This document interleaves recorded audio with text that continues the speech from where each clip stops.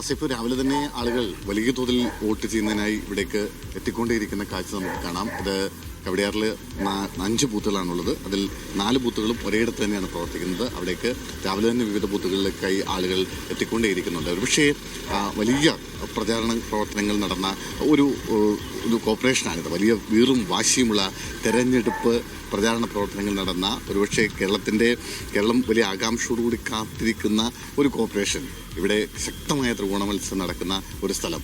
അതുകൊണ്ട് തന്നെ ആദ്യഘട്ടത്തിൽ തന്നെ വലിയ പ്രചാരണ പ്രവർത്തനങ്ങൾ നടന്നിരുന്നു ഇവിടെ. അതിൻ്റെ ഒരു എഫക്റ്റ് വലിയ തോതിൽ കാണാൻ കഴിയുന്നുണ്ട്. രാവിലെ മുതൽ തന്നെ ആളുകൾ ഇങ്ങനെ കൂട്ടമായി കുടുംബത്തോടൊപ്പമൊക്കെ വോട്ട് ചെയ്യാൻ എത്തിക്കൊണ്ടിരിക്കുന്ന കാഴ്ചകൾ നമുക്ക് കാണാൻ സാധിക്കുന്നുണ്ട്. എന്തായാലും തിരുവനന്തപുരത്തെക്കുറിച്ച് പറയുമ്പോൾ 101 വാർഡുകളാണ് തിരുവനന്തപുരം കോർപ്പറേഷനുള്ളത്. അതിൽ 100 വാർഡുകളിൽ തെരഞ്ഞെടുപ്പ് നടക്കുന്നുള്ളൂ. അവിടെ വിഴിഞ്ഞത്ത് ഒരു സ്വതന്ത്ര സ്ഥാനാർത്ഥി ഇന്നലെ അപകടത്തിൽ മരിച്ചിരുന്നു. ഇതേ തുടർന്ന് അവിടുത്തെ തെരഞ്ഞെടുപ്പ് വെച്ചിട്ടുണ്ട്. അങ്ങനെ 100 വാർഡുകളിലേക്ക് തെരഞ്ഞെടുപ്പ് നടക്കുന്നു. തിരുവനന്തപുരം ഞാൻ നേരത്തെ പറഞ്ഞവിടെ ഏതാണ്ട് 45 വർഷക്കാലമായി LDF ഭരിക്കുന്ന ഒരു കോർപ്പറേഷനാണ്. അവിടെ ഇത്തവണ ആ കോർപ്പറേഷൻ നിലനിർത്തുക എന്നത് അവരെ സംബന്ധിച്ച് അവരുടെ അഭിമാന പ്രശ്നം കൂടിയാണ്. LDFനെ സംബന്ധിച്ച് അതിനുവേണ്ടിയുള്ള പ്രചാരണ പ്രവർത്തനങ്ങളാണ് അവർ ആദ്യഘട്ടം മുതൽ തന്നെ നടത്തി വന്നുകൊണ്ടേ ഇരിക്കുന്നത്. ഞാൻ നേരത്തെ പറഞ്ഞതുപോലെ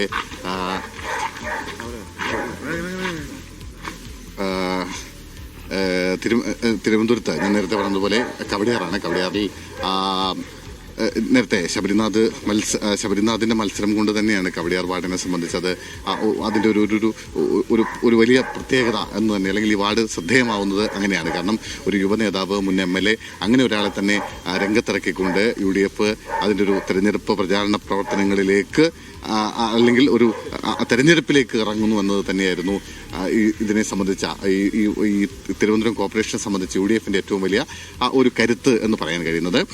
നമുക്ക് UDFിലേക്ക് അല്ലെങ്കിൽ തിരുവനന്തപുരം കോർപ്പറേഷനിലേക്കും മാത്രം എത്തുകയാണെങ്കിൽ, അതായത് തിരുവനന്തപുരത്ത് UDF ഇത്തവണ വലിയ ആത്മവിശ്വാസത്തോടു കൂടിയാണ് ഈ തെരഞ്ഞെടുപ്പിനെ നേരിടുന്നത് എന്ന് പറയാതിരിക്കാനാവില്ല. കാരണം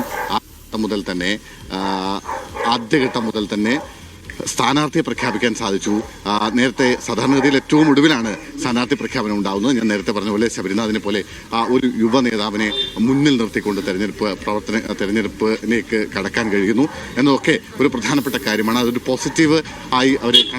പോസിറ്റീവായി UDF അതിനെ കണക്കാക്കുന്നുണ്ട്. ശബരിനാഥ് നമുക്കൊപ്പം ചേരുന്നുണ്ട്. ഇവിടെ പോളിംഗ് ബൂത്തിനകത്താണ് നമ്മൾ. അതുകൊണ്ടാണ് ശബരിയെ ഒന്ന് പുറത്തേക്ക് കൊണ്ടുവന്ന് വേണം സംസാരിക്കാൻ. അതുകൊണ്ടാണ്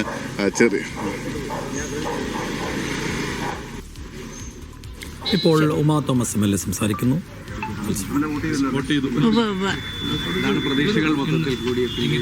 ഉറപ്പായിട്ടും ഈ ഭരണത്തിന് എതിരെയുള്ള ഒരു വികാരം തന്നെ ജനങ്ങൾ പ്രകടിപ്പിക്കും എന്ന ഉത്തമ വിശ്വാസമുണ്ട്.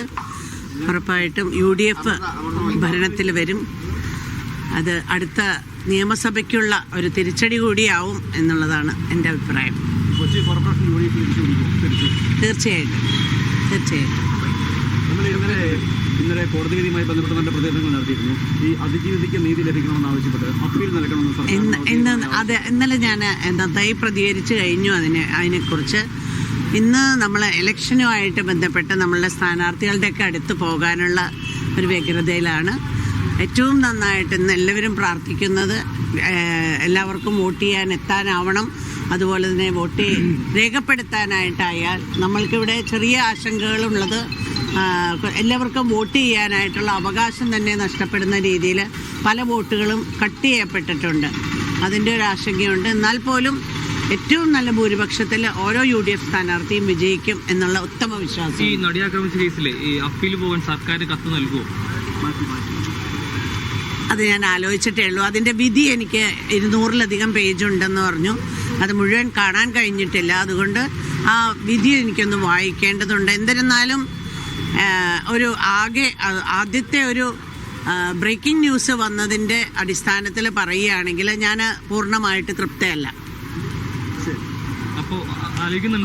സമ്പൂർണ്ണ നീതി കിട്ടിയില്ല എന്ന് വേണ്ട ഒരു ഫേസ്ബുക്ക് പോസ്റ്റ് ഇട്ടതായും അത് തന്നെയാണ് എൻ്റെ അഭിപ്രായം.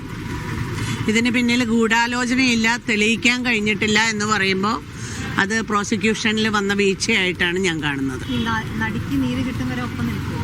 ശരി, MLA ഉമാ തോമസ് ഇന്നലെ ദിലീപിന്റെ നടി ആക്രമിക്കപ്പെട്ട കേസിൽ പുറത്തു വന്ന വിധിയിൽ തൃപ്തയല്ല എന്നാണ് പറയുന്നത്. ഓക്കെ, വീണ്ടും തിരുവനന്തപുരത്തേക്ക് തന്നെയാണ്. അവിടെ സുനിലൈസൊക്കെ തുടരുന്നുണ്ട്. സുനിലിന്റെ ഒപ്പം KS ശബരിനാഥനും ഉണ്ട് എന്നാണ് മനസ്സിലാക്കുന്നത്. ഇതുപോലെ ഒരു കാര്യം സംഭവിക്കാൻ പാടില്ല എന്നുള്ള ഒരു ആഗ്രഹത്തോടു കൂടി തന്നെയാണ് ഇതിനു വേണ്ടിയിട്ട് ഒപ്പം നിൽക്കുന്നത് എന്നാണ് പറയാനുള്ളത്. പറഞ്ഞല്ലോ ഈ പ്രോസിക്യൂഷന്റെ വീഴ്ച സംഭവിച്ചിട്ടുണ്ടെങ്കിൽ ഉൾപ്പെടെയുള്ള വിഷയം ശരിക്കും സർക്കാർ അപ്പീൽ പോകുന്നൊക്കെയാണ് പറയുന്നത്. മാഡം പ്രത്യേകമായിട്ട് എന്തെങ്കിലും ഒരു റെപ്രസെന്റേഷൻ കൊടുക്കുമോ? ഞാനത് ആലോചിച്ചിട്ടേ ഉള്ളൂ. ഇന്നലെ പേരെടുത്ത് തന്നെ പരാമർശിച്ചിരുന്നത് മഞ്ജു ഒരു ഗൂഢാലോചനയുടെ ഭാഗമായി എന്നുള്ളത്. അതിലെങ്ങനെയാണ് ഒരു പ്രതികരണം? ഇന്നുവരെ പറയാത്ത കാര്യം ഇപ്പോൾ അവസാനം അങ്ങനെ ഒരു കാര്യത്തിലേക്ക് വളച്ചൊടിക്കാനുള്ള ശ്രമമാണെന്നാണ് എനിക്ക് തോന്നുന്നത്. അങ്ങനെയാണ് ഞാനത് നോക്കിക്കാണുന്നത് അങ്ങനെയാണ്. അത് ഒരു ഡൈവേർട്ട് ചെയ്യാനുള്ള ഒരു ചിന്തയായിരിക്കും അങ്ങനെയുള്ള കാര്യങ്ങളൊക്കെ ഇപ്പോൾ പറയുന്നത്. അവൾക്കൊപ്പം എന്ന് ആവർത്തിക്കുകയാണ് ഉമാ തോമസ് MLA. വിധിയിൽ തൃപ്തിയല്ല എന്ന് അവർ ആവർത്തിച്ച് പറയുന്നുണ്ട്. കഴിഞ്ഞ ദിവസവും സോഷ്യൽ മീഡിയ പോസ്റ്റൊക്കെ നമ്മൾ കണ്ടതാണ്. അവിടെ തിരുവനന്തപുരത്ത് KS ശബരിനാഥൻ മീഡിയകളുമായി സംസാരിക്കുന്നത്. അത് UDF കൊണ്ടുവന്ന ഒരു മാറ്റമാണ്. അപ്പം നമ്മൾ കളത്തിൽ നിറഞ്ഞു നിൽക്കുകയാണ്. അതിന്റെ ഗുണം നമുക്ക് ഉണ്ടാകും. ആദ്യഘട്ടത്തിൽ തന്നെ ഈ തെരഞ്ഞെടുപ്പ് പ്രചാരണ പ്രവർത്തനങ്ങൾക്ക് സ്ഥാനാർത്ഥിയെ പ്രഖ്യാപിച്ച് പ്രചരണ പ്രവർത്തനമൊക്കെ നടത്താൻ തുടങ്ങിയത് ഗുണം ചെയ്തുകൊണ്ട് കരുതുന്നു. തീർച്ചയായിട്ടും 100%. നമ്മൾ ആദ്യം ഉണ്ടായിരുന്ന ലീഡ് ഇതുവരെ നമ്മൾ ദൈവം സഹായിച്ച് നമ്മൾ അത് നിലനിർത്തി നിൽക്കുകയാണ്. നമ്മുടെ തിരുവനന്തപുരത്ത് അട്ടിമറി ഉണ്ടാവും. തീർച്ചയായിട്ടും തിരുവനന്തപുരം UDF ആയിരിക്കും. ജനങ്ങൾക്ക് വേണ്ടി ജനങ്ങൾ ഭരിക്കും. 45 വർഷക്കാലമായിട്ട് LDFന്റെ ഒരു കോട്ടയായിട്ട് വെച്ചിരിക്കുന്ന സ്ഥലമാണ്. അതൊന്നും നോക്കണ്ട, കണക്കുകൾ നോക്കണ്ട. ഇത്തവണ UDF തിരുവനന്തപുരം 51 സീറ്റ് കൂടുതൽ വിജയിച്ചുകൊണ്ട് UDF വിജയിച്ചു. എന്തായിരുന്നു തിരുവനന്തപുരം കോർപ്പറേഷനിൽ ഒരു പ്രധാനപ്പെട്ട പ്രചാരണ വിഷയമായി ഉണ്ടായിരുന്നു? ഏറ്റവും പ്രധാനപ്പെട്ട വിഷയം 45 വർഷമായിട്ടുള്ള ഇടതുപക്ഷത്തിന്റെ ഭരണത്തിന്റെ തകർച്ച, പിന്നെ UDF കൊണ്ടുവരുന്ന ആശയങ്ങൾ, ഇതെല്ലാം പറഞ്ഞുകൊണ്ടാണ് മുന്നോട്ട് പോകുന്നത്. എന്തായാലും അതൊക്കെ ജനങ്ങൾ അംഗീകരിക്കുമെന്നാണ് വിചാരിച്ചത്. തീർച്ചയായിട്ടും 100%. നല്ലൊരു പോളിംഗ് തന്നെ രാവിലെ നടക്കുകയാണ്, കണ്ടില്ലേ? ഓക്കെ, അതിന്റെ ഒരു ഗുണമുണ്ടാവും അല്ലേ? സാധാരണ കോർപ്പറേഷൻ ഇലക്ഷൻ ഇങ്ങനെ ഒരു പോളിംഗ് വരാറില്ല. അതുകൊണ്ട് ഇതിന്റെ റീഡിംഗ് ഇത്തവണ കൂടുതൽ ഒരു പോളിംഗ് പെർസെന്റേജ് വരുന്നതാണ്. കഴിഞ്ഞ 64% മറ്റും ഉണ്ടായിരുന്നു. അത് ഇവിടെ ജവർണർ 47.2 ഈ കവടിയാർ ഈ ജവർണർ സ്കൂളിൽ. അതിന്റെ വോട്ടിംഗ് ശതമാനം കൂടും. അത് UDF നല്ലതാണ്, ജനാധിപത്യത്തിന് നല്ലതാണ്. Okay, thank you. അപ്പോ അങ്ങനെ ഒരു ആത്മവിശ്വാസമാണ് UDF സ്ഥാനാർത്ഥി ശബരിനാഥൻ, അവരുടെ മേയർ സ്ഥാനാർത്ഥി കൂടിയാണ് അദ്ദേഹം പങ്കുവെക്കുന്നത്. UDFനെ സംബന്ധിച്ച് ഈ തെരഞ്ഞെടുപ്പ് ഒരു അഭിമാന പ്രശ്നം കൂടിയാണ് സെക്കു. നമുക്കറിയാം കഴിഞ്ഞ 2 കോർപ്പറേഷൻ തെരഞ്ഞെടുപ്പുകളിൽ വലിയ തോതിലുള്ള തീർച്ചയായും സുനിൽ, അമൃത, ഞങ്ങൾ ഈ വോട്ടുപാത യാത്രയിൽ ഏറ്റവും കൂടുതൽ ആവേശവും ഏറ്റവും വലിയ വീറും വാശിയും കണ്ട ഒരു ജില്ല നിശ്ചയമായും തിരുവനന്തപുരം, പ്രത്യേകിച്ചും കോർപ്പറേഷൻ. എന്ന് വെച്ചാൽ 45 വർഷമായി LDF തുടർച്ചയായി ഭരിച്ചുകൊണ്ടിരിക്കുന്നു. LDFന്റെ കോട്ടയാണ്. ആകെ 10 സീറ്റുകളെ കോൺഗ്രസിനുള്ളൂ എന്ന് കരുതി പിറകോട്ട് പോകേണ്ടതില്ല, വെറുതെ ഇരിക്കേണ്ടതില്ല, വിശ്രമിക്കേണ്ടതില്ല എന്ന ഒരു ദൃഢനിശ്ചയമെടുത്ത് മുരളീധരന്റെ നേതൃത്വത്തിൽ ശബരിനാഥനെ മേയർ സ്ഥാനാർത്ഥിയാക്കി ഇറക്കി ഒരു വലിയ രംഗപ്രവേശം കോൺഗ്രസ് നടത്തുകയും, എന്നാൽ അതൊരു മുകൾ തട്ടിലുള്ള ഓളം മാത്രമായിരുന്നില്ല, അടിത്തട്ടിലെ വർക്കും കൂടിയായപ്പോൾ നിശ്ചയമായും CPM-ഉം NDA-യും ഒക്കെ അവസാന ലാപ്പിൽ അവരുടെ ജോലിയും ഭംഗിയായി പൂർത്തിവെച്ചോട് എന്താ ത്രികോണ പോരാട്ടം, ഏറ്റവും ശക്തമായ ത്രികോണ പോരാട്ടത്തിലേക്ക് വന്നൊരിടം കൂടിയാണ്. ഓക്കെ, ഇനി നമുക്ക് ഇടുക്കിയിലേക്ക് പോകാം. ഇടുക്കിയിൽ നിന്ന് മുഹമ്മദ് ആഷിഖ് തയ്യാറായി നിൽക്കുന്നുണ്ട്. ആഷിഖ്, ഏതായാലും എല്ലായിടത്തും പോളിംഗ് ആരംഭിച്ചിട്ടുണ്ട്. 7:30 മണി കഴിഞ്ഞിരിക്കുന്നു. എങ്ങനെയാണ് ഇടുക്കിയിലെ ഒരു അവസ്ഥ? എന്താണ് ആഷിഖ് ഇപ്പോൾ ഏത് പോളിംഗ് സ്റ്റേഷനിൽ നിൽക്കുന്നു? ആളുകളൊക്കെ എത്തി തുടങ്ങിയോ?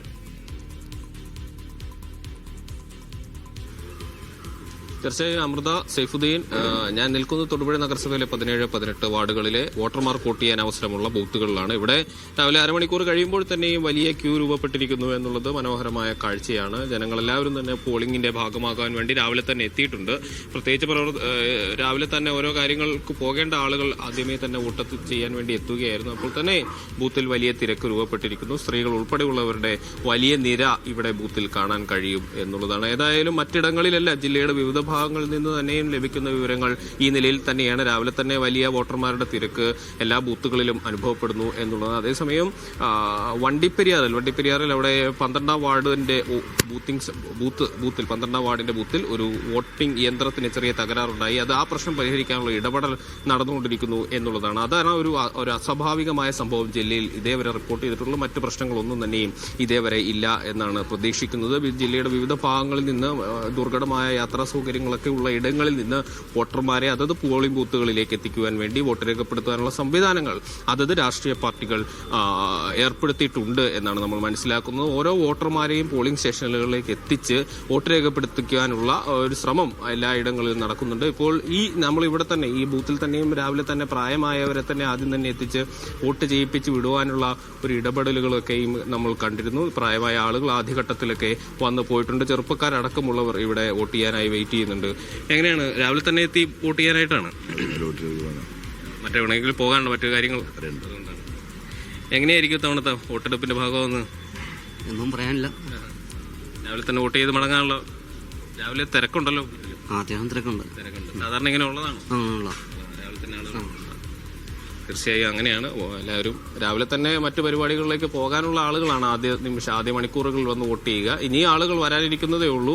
ഒരു 10 മണിയോട് അടുക്കുന്നതോടുകൂടി ഈ ബൂത്തിൽ വലിയ തിരക്കുണ്ടാകുമെന്നാണ് ഇവിടുത്തെ പോളിംഗ് ബൂത്ത് ഏജന്റുമാരടക്കം പറയുന്നത്. കൂടാതെ പ്രത്യേകിച്ച് സ്ത്രീകളുടെയൊക്കെ വലിയ പങ്കാളിത്തം ഈ ബൂത്തിൽ ഉണ്ടാകാറുണ്ട് എന്നും ഇവിടുത്തെ ഏജന്റുമാർ പറയുന്നുണ്ട്. ഏതായാലും ജില്ലയിലൊട്ടാകെയും വലിയ ക്രമീകരണങ്ങൾ ജില്ലാ ഭരണകൂടത്തിന്റെ ഭാഗമായിട്ട് ഏർപ്പെടുത്തിയിട്ടുണ്ട് എന്ന് നമുക്ക് കാണാൻ കഴിയും. ഇത് പ്രത്യേകിച്ച് തൊടുപുഴ നഗരസഭയിലെ ഹരിത ബൂത്താണ് നമ്മളിപ്പോൾ ഉള്ളത്. ഇവിടെ പ്രത്യേകമായ സജ്ജീകരണങ്ങളും വിപുലീകരണങ്ങളും ഒക്കെ ഉണ്ടായിട്ടുണ്ട്. ഈ ഹരിത ബൂത്തിന്റെ ഭാഗമായിട്ട് പ്ലാസ്റ്റിക് വേസ്റ്റ് ഇടാൻ വേണ്ടി ഈ ഈറ്റ കൊണ്ട് മെടഞ്ഞ ഒരു വേസ്റ്റ് ബാസ്ക്കറ്റ് സജ്ജീകരിച്ചിട്ടുണ്ട്. കൂടാതെ പ്രത്യേകമായ അലങ്കാരങ്ങളെല്ലാം ഈ പ്രകൃതിയോട് അനുചിതമായ രീതിയിലോട്ടുള്ള ഒരു അലങ്കാര പണികളുമെല്ലാം ഈ ബൂത്തിൽ സജ്ജീകരിച്ചിട്ടുണ്ട്. അത്തരം ഒരു ഹരിത ബൂത്ത് എന്ന നിലയിൽ കൂടി ഈ ബൂത്ത് ശ്രദ്ധേയമാണ്. ഏതായാലും രാവിലെ തന്നെ ആളുകൾ ഒഴുകിയെത്തിക്കൊണ്ടിരിക്കുകയാണ്. ഇപ്പോൾ തന്നെയും ഇത്തരം വലിയ ക്യൂ എല്ലായിടത്തും രൂപപ്പെട്ടിട്ടുണ്ട്. ബൂത്തിൽ പ്രത്യേകമായി സ്ത്രീകളുടെ വലിയ പങ്കാളിത്തം ഈ ബൂത്തിൽ നമുക്ക് കാണാൻ കഴിയും. രാവിലെ തന്നെ അവർ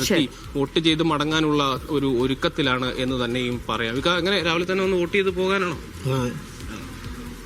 മറ്റു പരിപാടികളൊക്കെ ഉണ്ടാവുമായിരിക്കും അല്ലേ? സാധാരണ ഇവിടെ തിരക്കുണ്ടാവാറുള്ളതാണ് ഈ നിലയിൽ. രാവിലെ തന്നെ തിരക്കുള്ളതാണ് അല്ലേ? കുടുംബത്തിൽ നിന്ന് എല്ലാവരും എത്തിയിട്ടുണ്ട്? ഞാനും വൈഫ് എത്തിയിട്ടില്ല. പോയിട്ട് വേണം വരാൻ.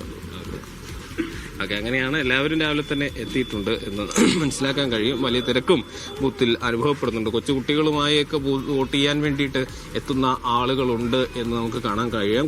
കൈക്കുഞ്ഞുമായി ഒക്കെ ആളുകൾ വോട്ടിങ്ങിന് വേണ്ടി എത്തുന്നുണ്ട്. രാവിലെ തന്നെ അത്തരം കുട്ടികളുമായി ഒക്കെ എത്തുന്നവർക്ക്